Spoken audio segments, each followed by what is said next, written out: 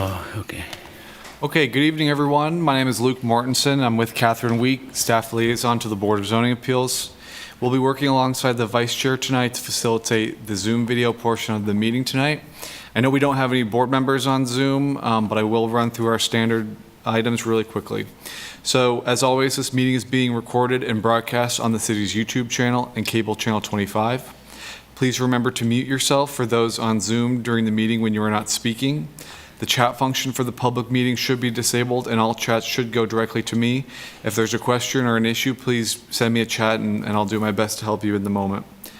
Unless you are participating during the meeting, please turn your video off. This is helpful for those in the room as it allows the active speaker to be seen larger on screen. You'll still be in the meeting, and you can turn your camera back on when you decide to speak. The city reserves the right to mute people or turn individual videos on or off to minimize distractions during the meeting. And at this point, I will turn it over to Catherine to check for quorum. All right, good evening, board members. Palos? Peterson? Here. Rankin? Here. Shalinski? Shanuda? Here. Sinkler? Here. And Watkins? Here. Okay, we do have quorum.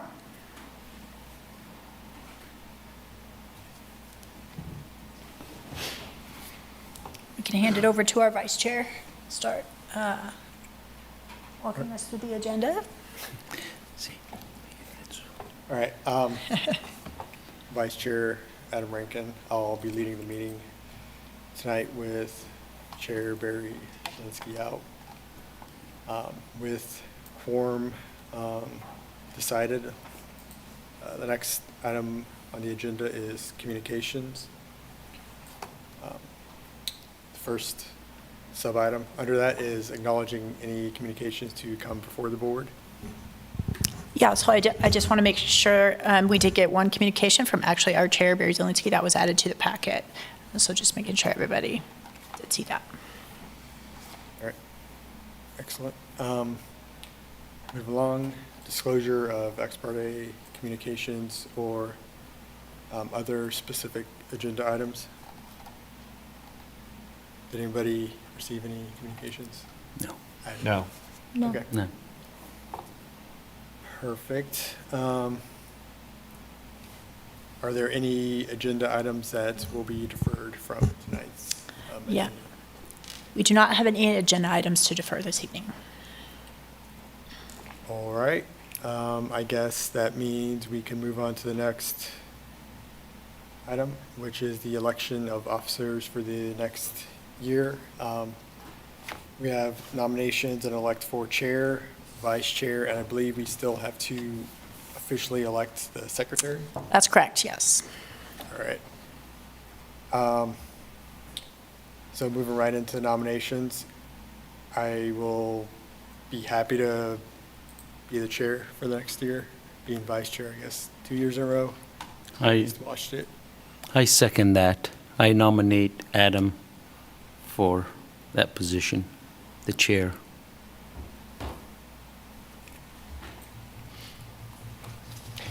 Can I ask, what's the chair, and we are electing a vice chair and a secretary, correct? Yeah. Okay, all right. And just so you know, secretary is actually the staff liaison. Yeah. Yeah. It's just staff liaison. Oh, okay. I don't, it's Yeah, more of a so- formality, I think. Planning department likes to kind of nudge you in a direction for the secretary, but otherwise, you're open to. It looks like we have a nomination. I don't know if we had a second. Actually, Peter, you seconded, but I think you also nominated, so we may need a second for the nomination before you guys can vote on that chair Do you have any position. recommendations or nominations for vice chair? Yeah, I do. Patrick? You want me to do? Yeah. Okay. I think you bring a lot of knowledge from the legal aspect to help us out, so. You'd rather not do it, Peter? No, I'm not interested in being a vice We can chair. nominate him as vice chair. Yeah. Do we know what Dean if he has any commentary? He did not give any indication. He did call me to let me know that he may not make it. He was initially going to be here, so he didn't give any indication as to whether or not he had a nomination or an idea or if he was interested, so. Okay. I'm okay. I would serve as vice chair. Do we want to batch them as the same nomination? You can do that, yes. Okay. Yeah, let's go to do that. So do we have to call a roll on that? Well, first we would need the motion in the second, and then, yeah, we can call the roll. Peter, you want to move? I want to move to nominate Patrick as vice chair And Rankin as chair. and Rankin as chair. Sorry, I thought they were going to be separate, but yes. I second that. Okay, I'll go ahead and call the vote. Rankin? Yes. Shanuda? Aye. Yes. Watkins? Yes. Sinclair? Yes. Peterson? Aye. Okay, so that motion carries. And then you still have to do your secretary. I'll nominate staff to be the secretary. Second. Second, yeah. I think we can do all in favor instead of roll call on this one. Yes. Yep. Yes. Okay, motion carries. Okay, thank you. All right, moving on to our next agenda item would be to approve the minutes from the previous 4 board meetings. Is this something we do all at once, or is it each individual? You can do them all at once unless you want to pull one out for separate discussion. I just want to make one comment about one set of the minutes before you do a vote. And it was pointed out to us that the December 7 slate of minutes didn't look like it had any actions associated with, like the vote tallies. That's because that meeting, the 3 items, one of them was withdrawn, or one of them was deferred, and 2 of them were withdrawn by the applicant. So there actually weren't any actions on those items, which is why they weren't showing, so. And just one more point of clarification. If I wasn't in attendance for 3 out of the 4, do I still vote on those? So that's at the board member's discretion. If you reviewed the meetings, like looked at the meetings and went through the minutes and agree with whether you can vote on them, if you wish to abstain, you can also do that. Okay. I will note that we do have to have at least a majority of members that are present to approve them. So if there's multiple abstentions, we would have to carry them over to the next month for approval. Okay. Well, I guess on that note, do the newer members want to abstain from approving? I mean, I have not reviewed these meetings. I've only reviewed maybe the last one you guys had, so I could feel comfortable approving those, but the others I can't speak for. That's fair. Catherine, is there any issue with not approving January and December tonight and putting them on the next agenda? Yeah, no, we would just carry them to the next meeting if there's not enough members voting. Yeah, we should have Dean back by then. Yeah, let's do that. I think that, Do you want, are you picking certain ones out, or are you carrying them all? Yeah, January and December, we lack, 3 of us weren't there for that. Okay. So July and September, we could approve tonight, though. Yeah, so I think the board would need a motion to approve those 2, and then a motion to carry the 2 forward to the next meeting. So I'll move to approve the September and July of 2024 minutes. And we'll hold off on the second motion. I second that. Okay, we can go ahead and do an all in favor for that motion. Yes. Show of hands, please, so I can see. Yeah. Okay, motion carries. I'll move to carry forward the January and December minutes until the next meeting. I second that. All in favor? Show of hands. 5-0. Okay. all right, with the minutes out of the way, next item on our agenda is the Kansas Open Meetings Act training. I believe staff will be presenting this, so I'll turn it over. Yeah, we have Randy Larkin, our Deputy City Attorney, with us this evening to present your training. Yeah, good evening, board members. I'm Randy Larkin, Deputy City Attorney, and we are going to talk about the Kansas Open Meetings Act and conflicts of interest tonight. It's not the most exciting stuff that we're going to deal with, but it is very important to try to keep yourselves out of trouble and to keep the city out of trouble. So as I go along, if you have any questions or something catches your eye or something, you hear something, just interrupt and we can make this a little more interactive. That might make it a little more palatable.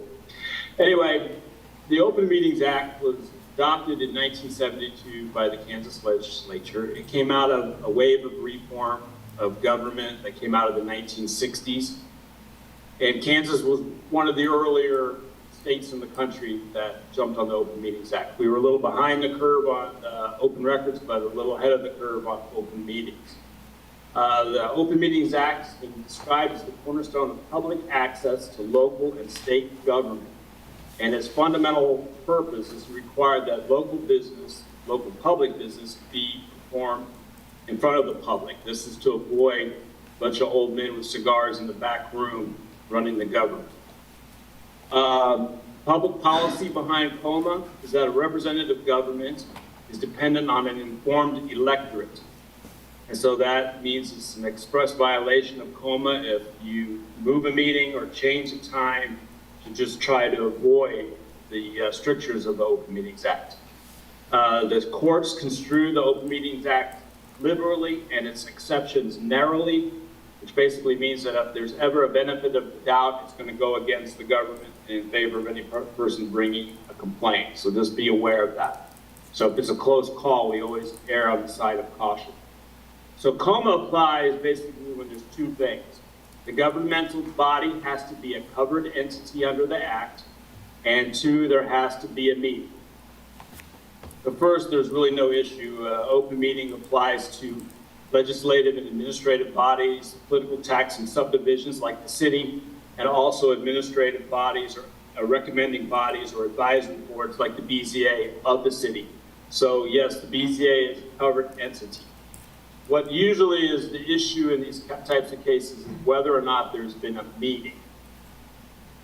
Under the Kansas Open Meetings Act, there are three things that are required for there to be a meeting.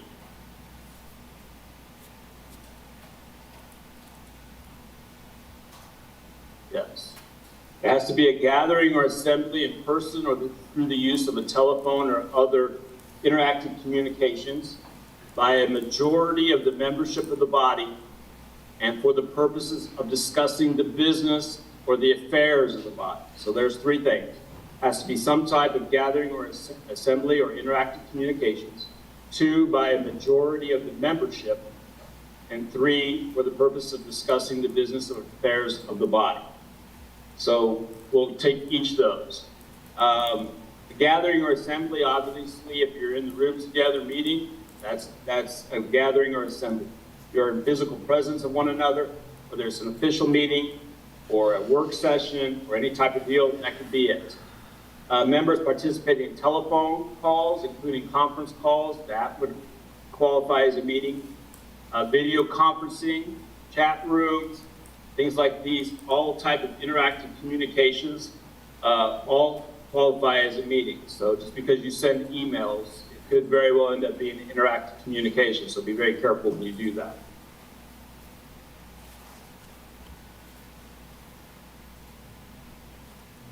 You know, if you do send an email, you can do that, but be sure to be very wary of like hitting reply all, because that could trigger a situation where you end up creating a meeting by making everybody involved in the communication. So if you do use emails to communicate, make sure you do not hit reply all.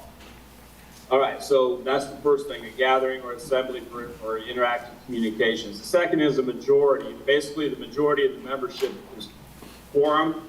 The quorum for the BZA, there's 7 members of the Board of Zoning Appeals, so the quorum is 4.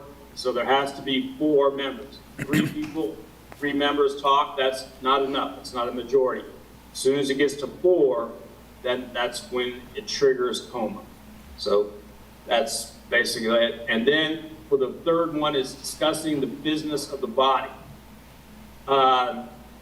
Basically, it's not triggered by a vote. It's not triggered by binding action or official action.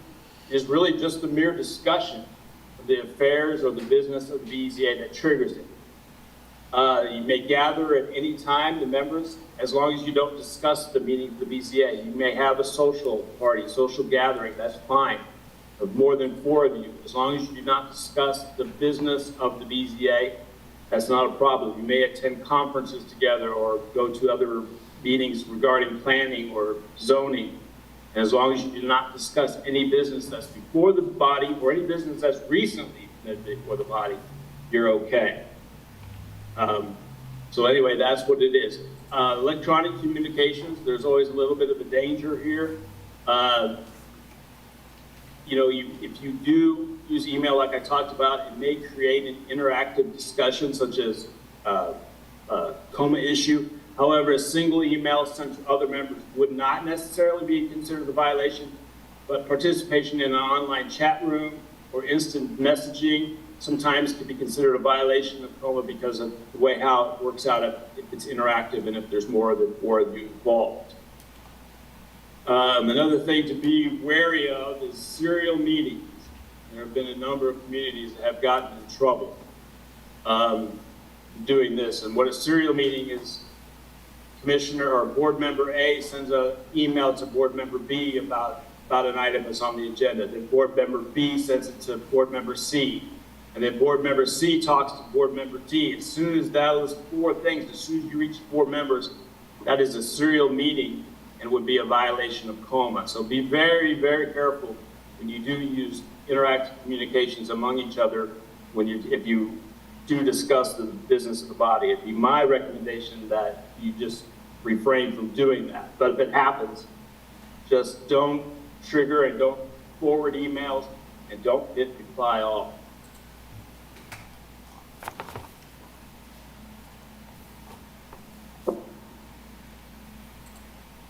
You can move the slides.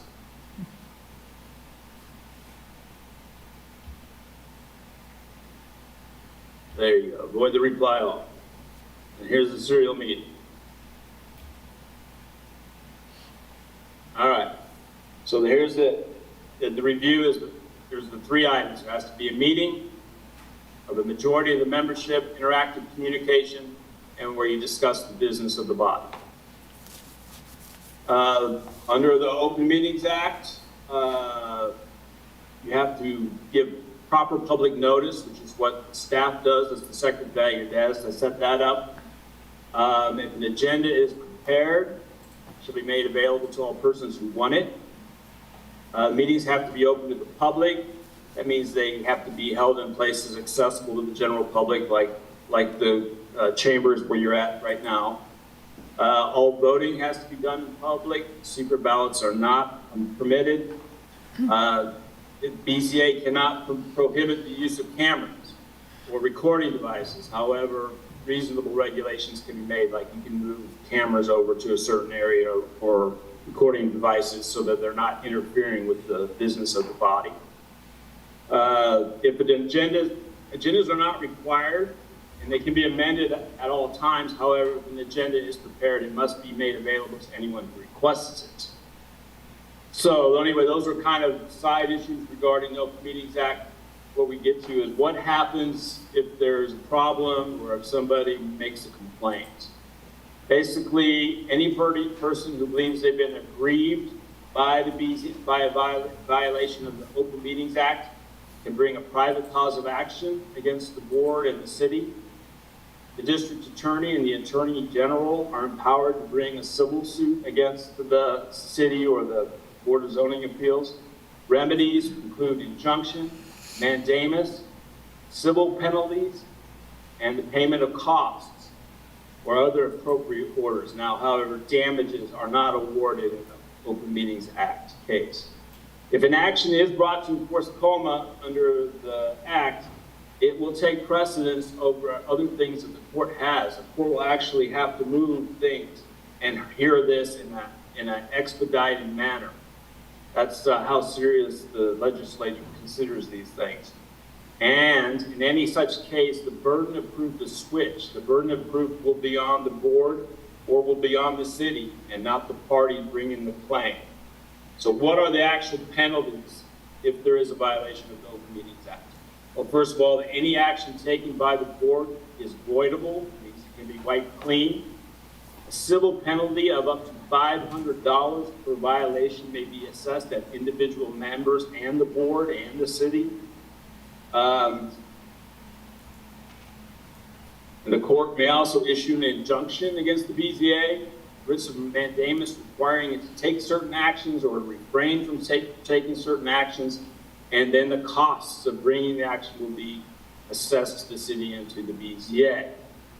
In reality, what will happen is you will get your name in the newspaper, it will be embarrassing, and you will have to go to class. That's pretty much what happens typically when there's a violation of the Open Meetings Act. Does anyone have any questions regarding any of that? All right, seeing none, we'll just move on right along to conflict of interest.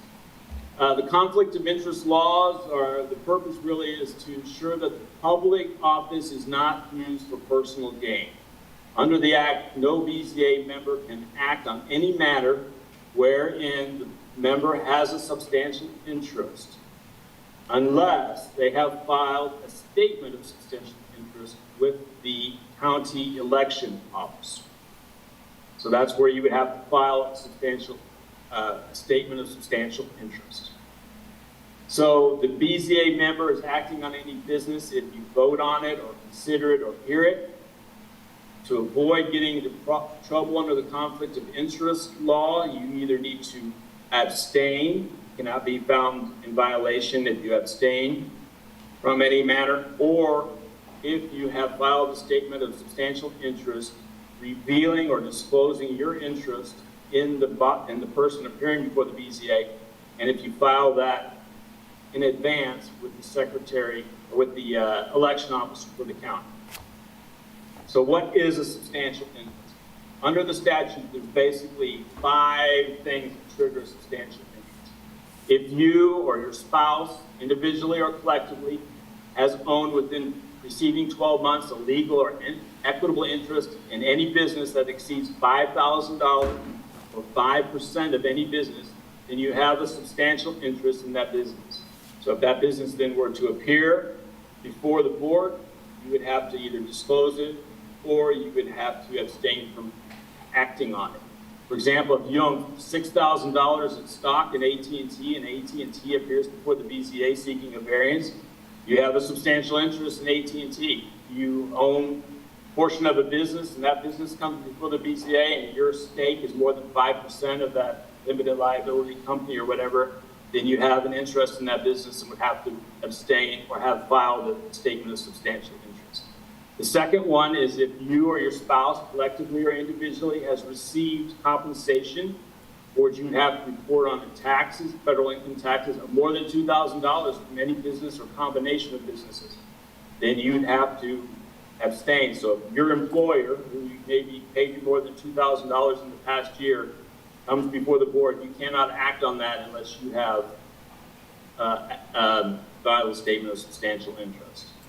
The third one is if you have, within the past 12 months, received goods or services of $500 or more from a business or combination of businesses, then you have a substantial interest in that business.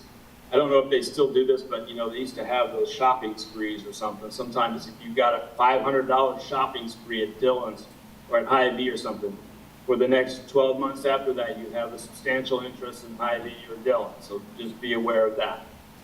The fourth one is if you serve on a board or a board of directors of any business other than something that is tax exempt, like the Boys and Girls Club or something of that nature. If you serve on the board, you have a substantial interest in that company, regardless of whether you're paid to do it or not.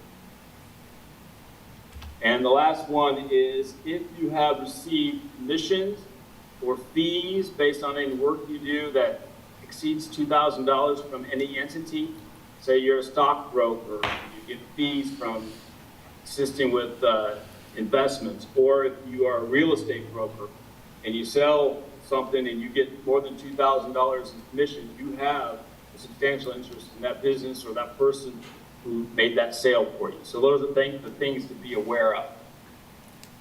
So those are the 5 things. Are there any questions about any of that? Nope. All right.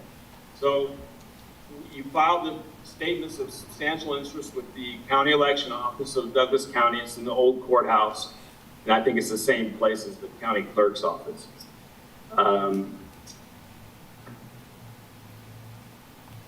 So that's what you either file the statement of interest or you abstain or you are in violation of the law. The big thing about this one is, unlike the Open Meetings Act, if you do violate it, it's a criminal action and it's a misdemeanor. You can be fined not to exceed $1,000 and you can be incarcerated not to exceed 6 months or both. So it's a Class B misdemeanor. So this is very serious. No one wants to be guilty of a misdemeanor. So it's very, very important that you keep track of who's appearing before the board and whether or not you have a substantial interest in that entity that appears before it, and not to act on anything that they do unless you have filed a statement of substantial interest. If you have any questions as this comes up, you can seek advisory opinions from the Governmental Ethics Commission. You write them an opinion and they will write you an answer and say, yeah, you have a conflict, or no, you don't have a conflict. The good thing about doing that is that if they are wrong, you are immune from prosecution. You just get a little bit of a waiver, so that's good. The other thing you can do is you can always contact our office or go through the planning department, and they'll come to us and ask if you have a conflict, and we will assist you. If you're not comfortable doing that, then I would suggest that you go to the Kansas Governmental Ethics Commission. I think I have our contact information in the handout, perhaps, maybe not, but it's somewhere in there. Yeah, I think so. And then there's a city ethics policy, and that's pretty straightforward. I'm not really going to cover anything on that, but it's in my handout, and it just basically says you're not going to violate the laws of the country or the Constitution or any of that nature. So they're rather straightforward. And that's the Open Meetings Act, and that's the conflict of interest laws. So if anyone has any questions, feel free to shoot them my way.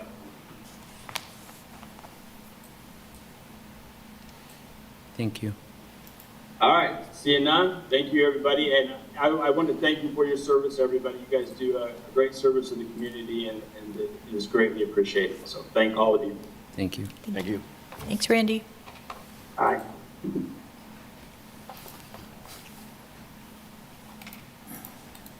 All right, that wraps up the Kansas Open Meetings Act training.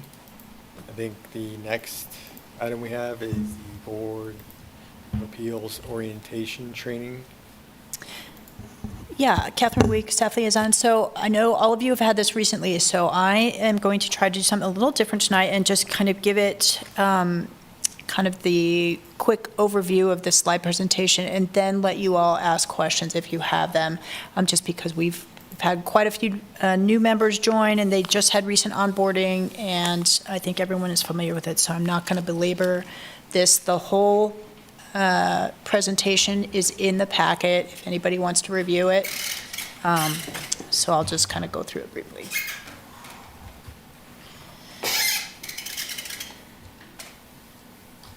Not working, Luke. You got a mouse?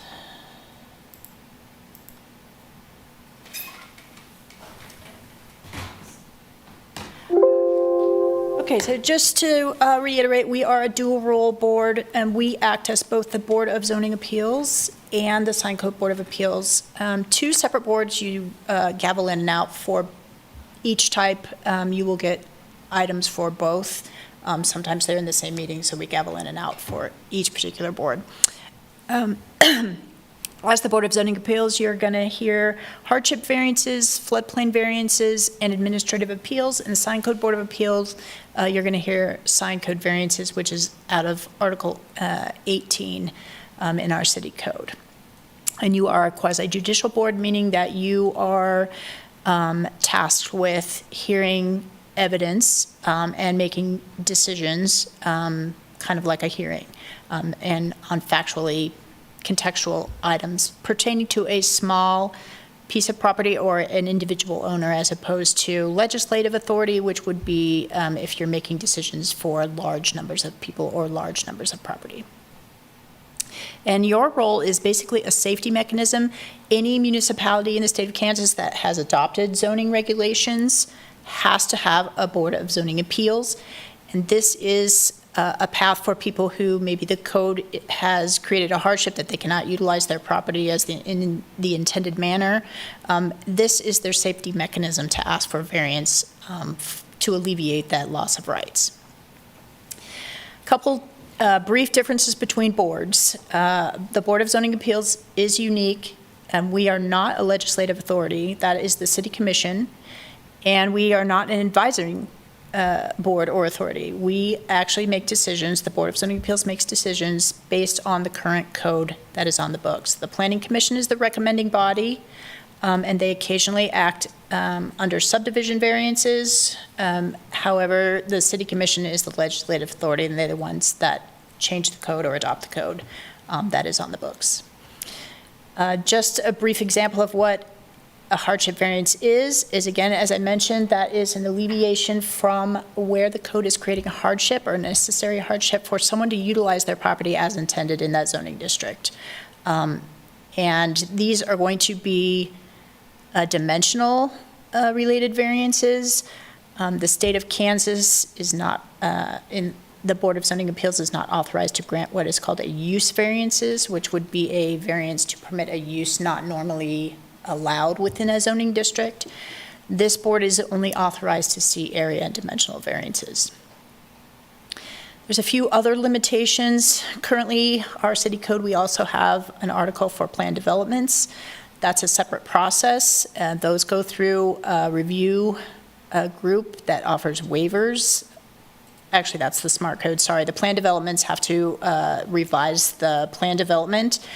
Variances are not permitted for planned development, so you won't see any of those. Staff will weed out applications that are not under the purview of the Board of Zoning Appeals, so typically you won't see any of these, but it's good to know just where your authority lies and where it doesn't. And then anything in the code that is a prohibition, or there's language that says it's not allowed, illegal, not permitted, the board is not authorized to grant things that are not permitted within the city of Lawrence or prohibited in the city of Lawrence. So anywhere in the code where that language exists is not eligible for a variance, even if it's dimensional in nature. Applications, this is a new slide just because we had some questions about applications in the past. Applications are processed as per Article 13 of the Land Development Code. There are variance applications sections in 2013-09 and administrative appeal sections in 2013-11. Staff does screen those applications to make sure that they meet the code outlines and requirements in those code sections, and only bring before you the items that are under your purview or are valid, for instances, in the form of an appeal. We have a specific definition specifically related to variance applications, and that is the unnecessary hardship definition. That's one of the 5 criteria points, but it is a specific definition. Anything that would rise to that level of unnecessary hardship has to meet this specific definition as outlined in the code. And basically, the unnecessary hardship definition is designed to make sure that variances are that relief mechanism that the person applying for the variance, the property owner, is unable to use the property for conforming use or unable to use the property as anyone else in the same zoning district would be able to utilize the property. And it is depriving the property owner of some sort of right to utilize their property or depriving them of the property without compensation. So it's a pretty specific definition. And that is one of the 5 criteria points.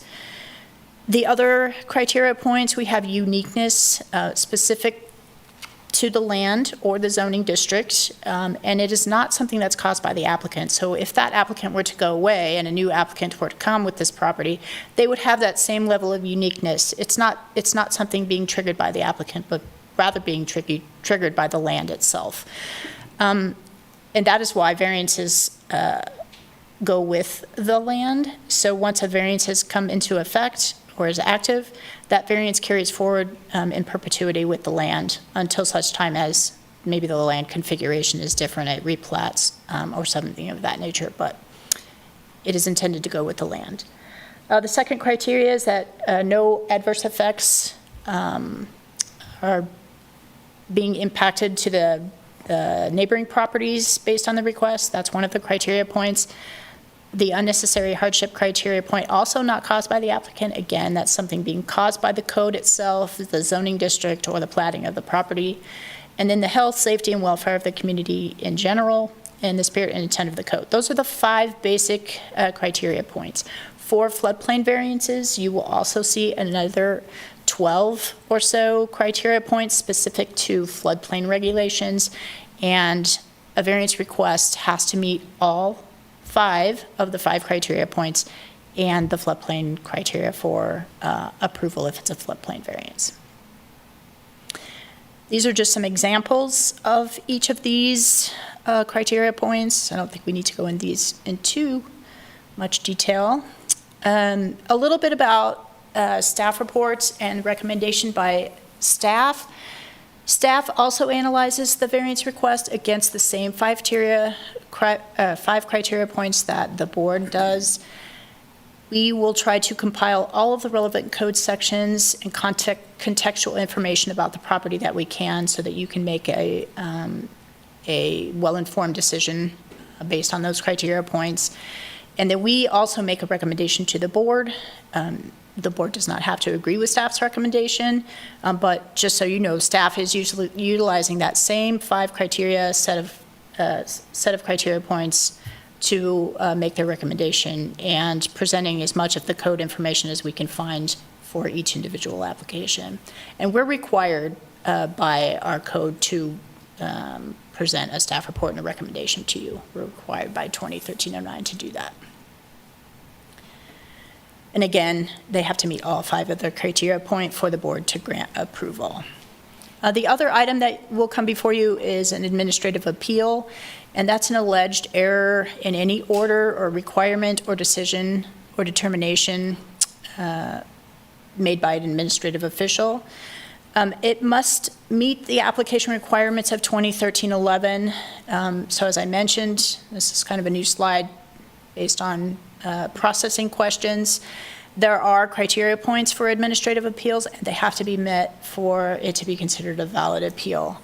And then you cannot overturn an administrative determination unless there is substantial factual evidence that an error was made. So the burden of proof is on the appellant to show that a specific error was made in that administrative action. There are some limitations with appeals. Staff reports that we're required to give you are not administrative determinations. That's basically the process outlined in 13 that we have to give to you with our professional recommendation based on those criteria points. And then Planning Commission is not considered an administrative official. They are a recommending body, and not any appeals of the Planning Commission decision would go to the legislative authority, not to the Board of Zoning Appeals. And then review procedures in Article 13 are not administrative orders, so anything in Article 13 that outlines our application types and processes is not something that can be appealed. Those are set in the code standard, and they're not, procedures are not eligible for administrative appeals. And then they, again, cannot overturn an administrative appeal unless there's substantial factual evidence that an error has occurred. You have some decision options when hearing hardship variances and administrative appeals. For variances, you can either approve the variance, approve it with conditions, deny the variance. And administrative appeals, you can reverse the determination, affirm the determination either wholly or in part, or modify the determination. So as you're making determinations about administrative appeals, you are now acting as that administrative official, so you can modify or reverse or affirm that determination. And a little note about, we often have questions about what are conditions on variance requests. Good examples of conditions are where there may be multiple applications in process, and one application such as a minor subdivision or a preliminary plat or a site plan, the configuration and approval of that is contingent upon a variance, and so a condition could be placed on the variance approval that this only takes effect if the site plan is approved. So that's an example of a condition. There's also conditions that could be placed for health and safety reasons. So that's another a reason to place a condition on a variance. A little more about decisions, and we're all human, and denial is hard, particularly when individuals might come before you and, you know, they have a lot invested in their property. They may not speak before you or before boards making decisions about their property.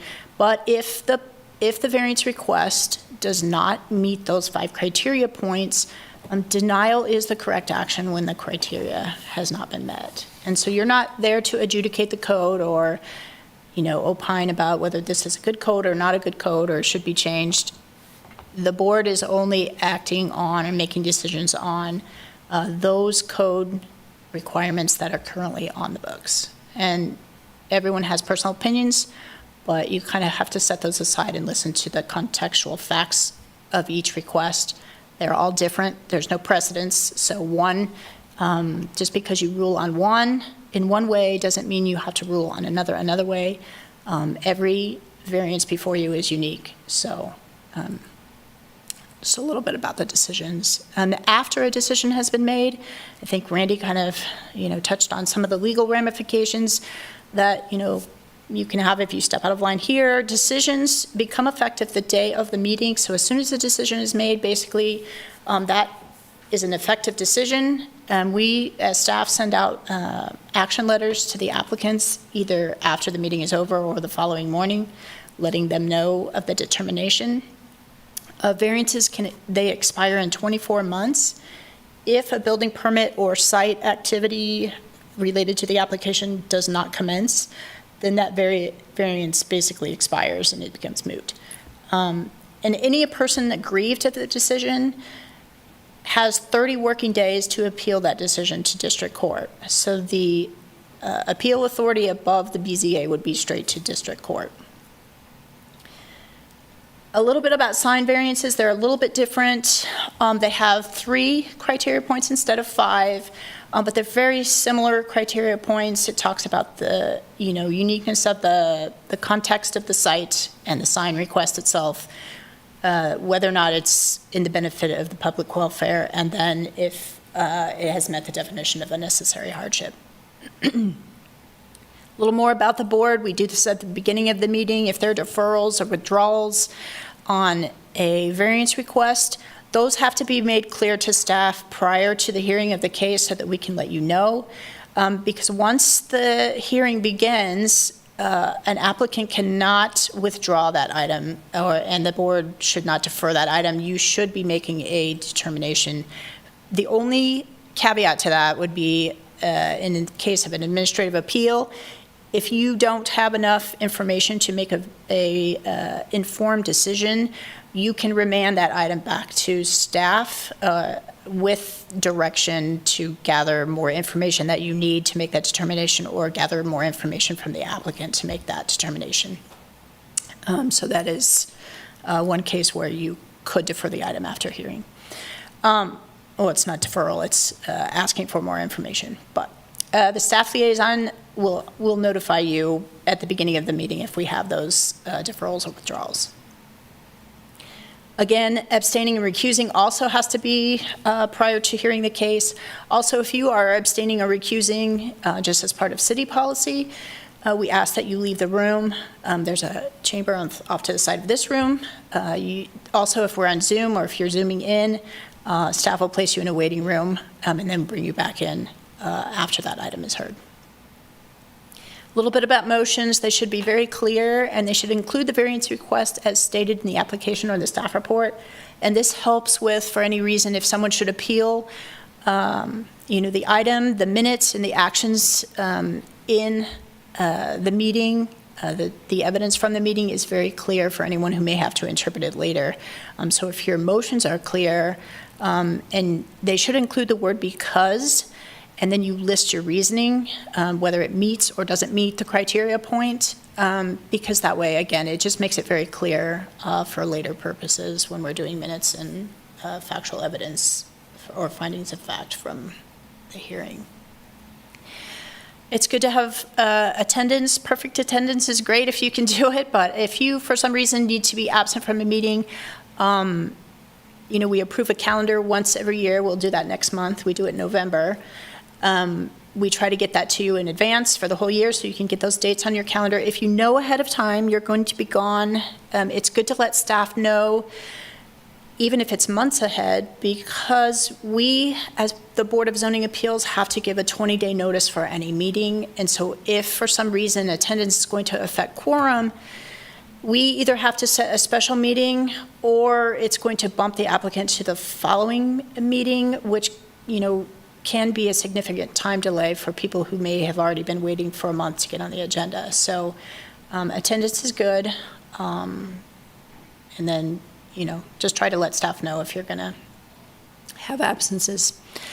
General conduct, the city has general policies regarding all board members that act for the city. We expect them all to respect the public, allow all viewpoints, be impartial and don't prejudge. The city encourages citizen engagement and just have a welcoming atmosphere. Not everybody has to agree, but we have to just respect the process. And again, some people are very nervous when they come before boards that are making decisions about their property. They may not be comfortable speaking, and we just have to be welcoming and, support that kind of engagement. And then if you have any questions at all, do not hesitate to email me or call me. I can answer most things related to the Board of Zoning Appeals. If it's a legal question that we need confirmation on, we can forward it up to Randy, and he can get an answer for us. And then Luke is also available. If for some reason I'm on vacation, you just can't reach me, or I'm screening your calls or something, I wouldn't do that, but Luke is available as well. And then Denny is our administrative assistant. She will be the one that you will see all the quorum meeting notices come through. And again, don't ever hit reply all, just respond to the email. So, and that's it. I don't know if you have questions, or I'm happy to answer. Here's the map. BZA does not have regularly scheduled meetings, it just meets on demand. We actually do have regularly scheduled meetings. They are on the first Thursday of every month, typically, except for July. We tend to bump that one out because most people are on vacation over the 4th of July weekend. But recently, we've had a lot of meetings where we don't have items that are on for that slate. And so if we don't have any items or general business like we did tonight, we will send notice out that we don't have to have a meeting then, so. Is there meetings that are outside of regularly scheduled meetings, or? No, Okay. not unless we have to call a special meeting for some reason. Gotcha. And then again, we have to do that 20-day notice, so we would have to send out notice, legal notice, that we're having a special meeting. So it gets a little tricky because our meetings are basically 30 days apart, so, yeah. Yeah, I've been on this board 4 years. We've never had a special meeting since I've been here, so.